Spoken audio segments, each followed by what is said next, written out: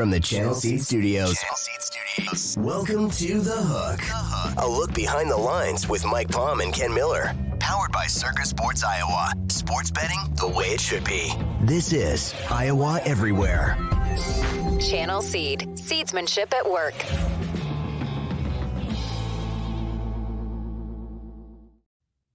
And hello again, everyone, and welcome to another installment of The Hook here on Iowa Everywhere. That's Mike Palm from Circa. He is the Vice President of Operations at Circa. I'm Ken Miller from Des Moines Sports Station, 106.3 KXNO. Well, coming up on the program, we will recap the Masters. We'll talk a little bit of baseball as Tampa Bay, as we sit here and record earlier today. They recorded their 13 straight. Yep, they're 13-0 as they get set to head to Toronto. The water gets a little bit deeper, and I say this as a Blue Jays fan in full disclosure, but I do believe that the water does get a little bit deeper. We'll do that. NHL playoffs, the regular season wraps up. We'll talk about a couple of those potential matchups as well. Hello, Mike Palm. How are you? Ken, how are you? Everybody here is so excited for the Miller and Condon weekend. That's all anyone's talking about. They can't wait to get Trent Condon back to Nevada and have a great time doing your shows here from Circa. Everybody's very excited. Well, we are too. We're going to make a big splash of it starting tomorrow and hopefully bring some of our audience with us. I'm confident that we will do that. Where I want to start with you is other exciting news when it pertains to Circa. Brett McMurphy tweeted about it earlier this afternoon. It's a brilliant idea. The Mountain West Conference, which, let's be honest, gets overlooked by some of the national media. They don't go out of their way to, well, I got to go to the ACC that weekend or whatever, right?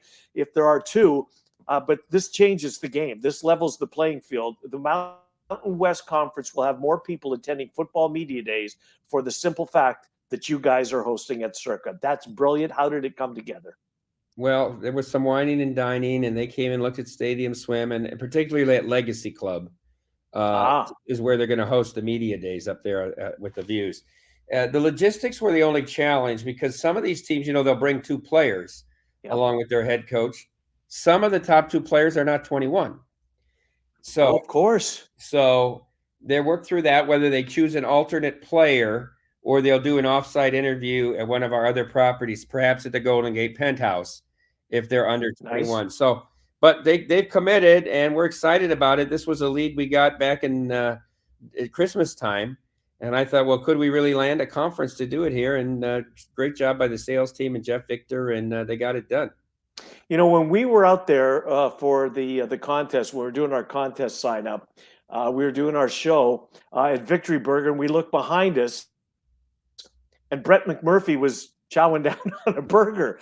So I'm thinking when I saw the announcement today that he tweeted, I wonder, has this really been in motion going back to last media days? But I guess that's not the case, or has it? No, it was December when we first got the lead. And then they came out twice and did different walkthroughs and met with us on things. So it's great. We're hosting, the AGA, American Gaming Association, having their spring meeting always in Vegas. The board meeting's actually at the Encore. We landed the cocktail party and the dinner the night before on Monday, May 1st. So that's going to be at Legacy and Barry's. So we'll get all the board members, the heads of most of the major gaming organizations will be here. So it's another great showcase for our property. I don't know if I mentioned this to you. I might have. When we were in town a couple of weeks ago, Sweet 16 weekend, we went to Barry's. We couldn't get into Andiamo till like 10 o'clock at night. So we got a decent reservation at Barry's. It was delicious. It was fantastic. In fact, the first time we were there, it was good. Don't get me wrong. But this time, just this last trip just surpassed it. It was really good, Mike. Well, that's nice to hear. I had dinner at Andiamo last week. It's a funny story, Kenny. So it's a Hawaiian couple, and the wife's mother is a Keno player who died when she was 101. We did actually a big party for her when she was 99. I didn't think she'd make it till 100, which COVID came anyhow. So she wouldn't have been able to be out here in her 100th. She made it another year, but then died at 101. So 10 years ago, on April 6th of 2013, I had dinner with them and the mother and their kids for their 50th wedding anniversary, the husband and wife, Frank and Merle Osaki, Hawaiians, Japanese Hawaiians. And then Thursday, April 6th, 2023, I had dinner with them for their 60th anniversary. How about that? I Very told them they nice. got to try to get to 70. Yeah, pressure's on. Yep. Pressure's on. The wife will make it. I don't know about Frank, but we'll see what Yeah. happens. That's good stuff. It's such good food. I absolutely love it. All right, let's get into the sports and let's recap before we take a look forward. Masters is come and gone for another year. Of course, Saturday, sadly, the play. That kind of, to me, anyways, I love the 4 days of it. Right, I kind of feel like we got robbed of a day. How much did that hurt the right having Saturday start and then stop, if at all? Did it? It hurt it, but we made up almost all of it up with the end game on Sunday because of Koepka kind of imploding and then Rahm getting back into it. A couple guys made runs. I mean, shoot, Phil, almost put up a score, put a little bit of pressure on him. I mean, it was really interesting. Rahm was a great result for us. I told you all along it was the best result of all. Koepka would have been bad, but it was assuaged a little during the week. The amateur that was up there would have been like a $2 million loser. And of course, Tiger had to withdraw, but he wasn't winning it. He did make the cut, which we actually needed because we had a $200,000 wager against, which kind of balanced the books there, and that's why there was so much movement. But overall, it was a good tournament for us. I thought we did a great job, although there weren't a tremendous number of people here on Sunday because it was Easter. But the book showing all those different angles and matchups, and that was really quite special. Yeah, Justin Thomas hooking his tee shot off 18 when he needed to for Tiger to advance through the weekend, and then he had to withdraw. What's your thought on Tiger going forward? Do you almost have to put up a price for the PGA and the U.S. Open, and then the British? You almost have to, right? Not knowing if he's going to put a tee in the ground or not. Doesn't matter. People want to bet it. People want to bet on it. They just do, and they pull for him, and they, it's sort of trying to. Recapture the past glory, which he was able to do once, but he drives the ratings and he drives the handle when he's involved. He really does. What does Mickelson do? I mean, knowing that he made the move, he didn't participate last year. He didn't want to go there and be, focal point and have to have the media spotlight on him even brighter. What does Mickelson do? Because he was, for a time, maybe not as popular, but you were either a Phil guy or a Tiger guy for a long time. Well, I don't know. The media, they treat him like a pariah, right? Because they do now. They do. I mean, he wears the black hat. Yeah. He's like Hollywood Hogan, right? So, I don't know. I give credit to Rahm for coming back and playing in the Heritage and not canceling. Huge. It's like the antithesis of this NBA, where these kids and their parents bring them to see and nobody plays. Even if you're in a playoff race, they're tanking, It's so bad. So I give him full marks for coming back and playing this week because, people didn't know he was going to win the Masters and they came out to see him and they want to see a Masters champ. Absolutely. No, I think it's great for him to do that. You led me to a path that I want to explore with you. Zion Williamson.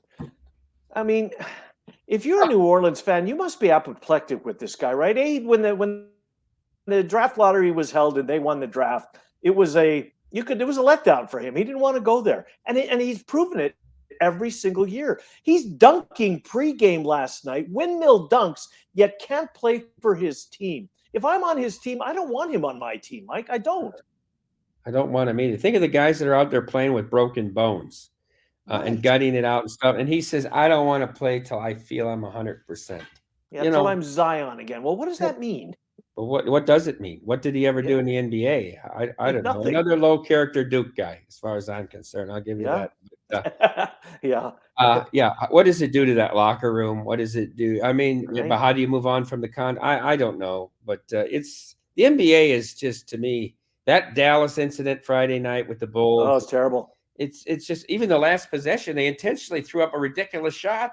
When they had 9 seconds, he just got in bounds and threw up a contested 30-foot. I mean, it was just a joke. If they don't fine him $1 million and suspend the GM for a year and maybe Cuban for, what are you going to do? I don't know. You can't find Cuban. I mean, he's maybe you take the draft pick away anyhow. Well, maybe you give it to New York. Yeah. You know? Yeah, that might work. Mhm. That might solve things. Yep. How's business been for the first two to the play-in games? What kind The of Lakers. I mean, the business? Lakers game did, Oh, sure. almost as much as the other 3 games. Yeah, And the end game too, right? People were going that's crazy true. one way or the other, whether you were backing the Lakers to come back or Mhm. not. So and it'll drive the market. I think the West is going to be really interesting. The West first round matchups are interesting. I think the East will be very chalky. Yeah. But you get a couple of these games here with some surprising results a little bit in these play-ins. So it's been interesting to start.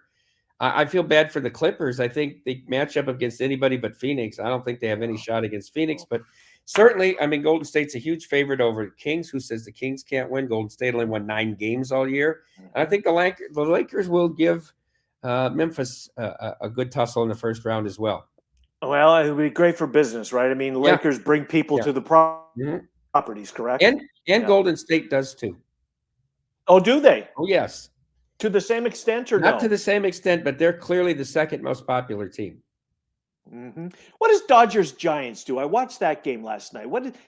Does that do anything? We sort of have cultivated Dodgers Padres to fill up the book sure. between the two fan bases. Not a ton of Giants fans, but and the Dodgers sort of a lackluster start here outside of Urias, starting pretty good 3-0. Yeah. I think they're very vulnerable. But if the Padres still don't have an ace, I mean, you can't Snell again. I No. mean, I don't know. I mean, they're hanging in there. They're hitting the ball. So someone said to me, Tatis for Ohtani straight up. Which side says no? Well, the Angels say no because are you assuming Ohtani's leaving? I'm assuming that Then you Ohtani do it. is leaving. Then you Yes. do it. Yep. It was an interesting thought to me because the Padres desperately need a pitcher, and you could certainly market Tatis in LA a lot, and you can market Ohtani and how about if Ohtani went to Seattle? I don't know if they're going to bid. They got money, but that would be what a home run that would be for that community. You know who's convinced that Chicago's very much in play? David Kaplan is convinced. He thought that they finished second when he first came over. When he only took 2 visits apparently. Went to the Angels. The only stop in the middle of the country was to Chicago, and the Cubs blew him away. He thinks that there's a chance that he's on the north side. That's interesting. Interesting in that ballpark. Yep. Kenny, I don't, it's so very early, but I mean, I think it's Cole and him, and if he doesn't get traded, I give the nod to him. He's still 8-1 for Cy Young. He's had 3 great starts, and one of them he couldn't throw a strike. I love the fact that he's pitched to contact more and went deeper in his last outing. I mean, his ERA might be a run lower than Cole's because Cole has those starts where he gives up 3 or 4 home runs. Cole's always been a 3+ ERA guy. Ohtani could be a 2.2, 2.3 ERA guy, and I know the hitting doesn't affect him, but what he's done to the game, I think voters are dying to give him the Cy Young if he's in the conversation this year. So I love my 11-1. I love the start he's off to. Let's do the American League. Let's go the American League first of all. We have to start with Tampa. I agree with you. They've beaten absolutely nobody, but the 9 that they put on the field, they've been able to get past them 13 straight times. And they're scoring tons of runs. They're hitting the ball, hitting with 2 outs. Yes. They're doing everything, Kenny. Right. And the game that they scored 1 run, they shut out Boston, in that game. And so everything's worked. At 13 times, they've covered the run line 11 times. I mean, it's amazing what they're doing. And let's see what happens when they go to Toronto. But more power to them. I mean, it's fun. It's great, interesting story to watch. Can they set the record? Yeah, I just wish that more people in Tampa Bay would watch. Well, I mean, actually show up at the ballpark. It's a dump. Have you been there? Hideous ballpark. The basketball, it's hideous to play every. When they play the Final Fours there, they've had the regional finals there. It's awful. Everything is awful there. I mean, Amelie's not awful, but I mean, everything is awful there in these big stadiums. Do you believe it or not? I saw the Tampa Bay Lightning play in that building when the Tampa Bay Lightning first came into the NHL. That's where they played, in that cavernous dump. Just terrible.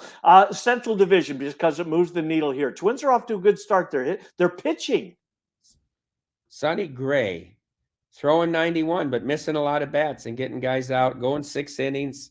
Yeah. Could be interesting. Maeda struggled a little bit. He gave up 1 and then hit the air and then the home run. But they've gotten depth from the starting pitching so far. The White Sox look like a disaster. Terrible. Again.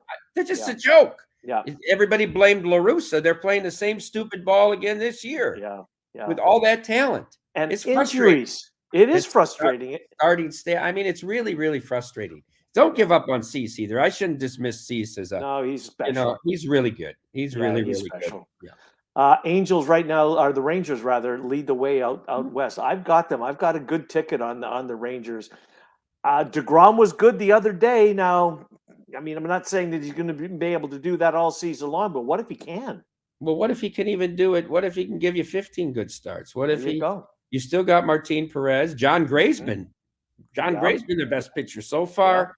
It's an interesting race out there. It's not a foregone conclusion with Houston. And then Bochy too.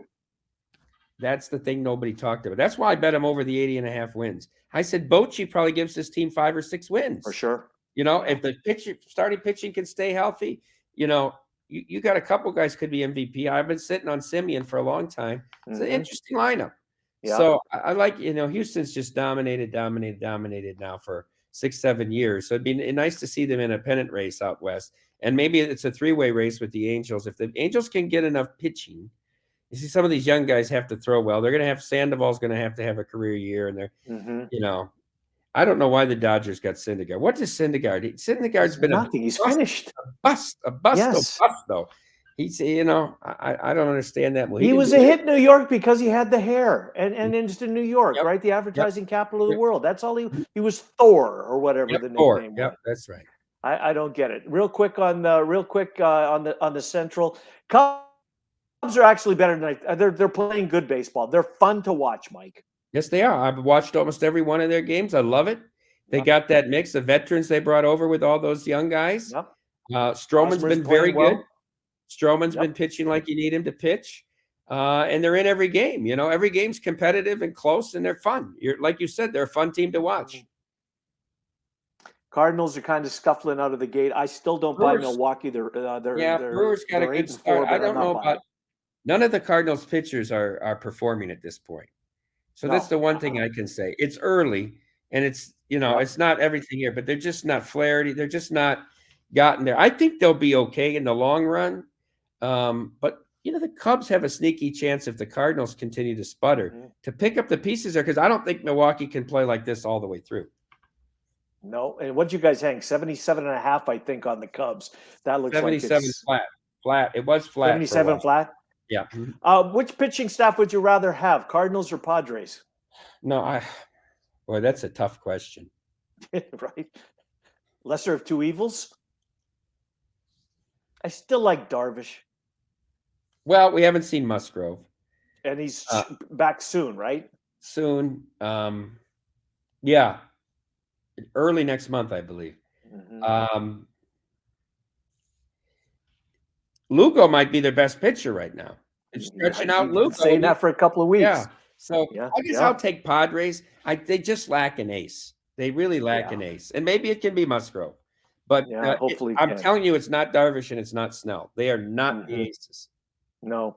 If Darvish could be the 2, that would be – because I'm heavily invested in the Padres. I think this is their year. Darvish can ever recover from the first inning of Game 7 of that World Series at Dodger Stadium. I just don't think you give up 5 runs. I don't think you ever get over that in your career. Yeah. Let's finish up with hockey. The final day of the regular season it's today or tomorrow. Mike, what we're headed towards, and this will move both of our needles. It looks to me like Vegas and Winnipeg are going to play in the first round, and I'm a Jets fan. So I'm about to say I want to make that very clear what I'm about to say. I think the Jets will give them all they want. No, they'll beat them. They'll beat Vegas. There's no doubt in it. I think you're going to get close to $2 for a series price. I bet you will. Yes. And take it. Take them plus a game and a half. Take them plus. This will be a good series. Hellebuck is so far and above the best goaltender in this series. Okay. Without a doubt. How can there be? Look, think of it. It's going to be Laurent Brossoit, looks like. There's no word on Thompson. How can you play quick? Hellebuck's former backup. For 3 years. Quick give up 5 goals in 5 out of 6 starts. I mean, they're in bad shape. If I'm the Knights, I'd rather play that rookie, that Yuri kid, that Eastern European kid. I mean, he won both starts. They only gave up 2 and 3 goals.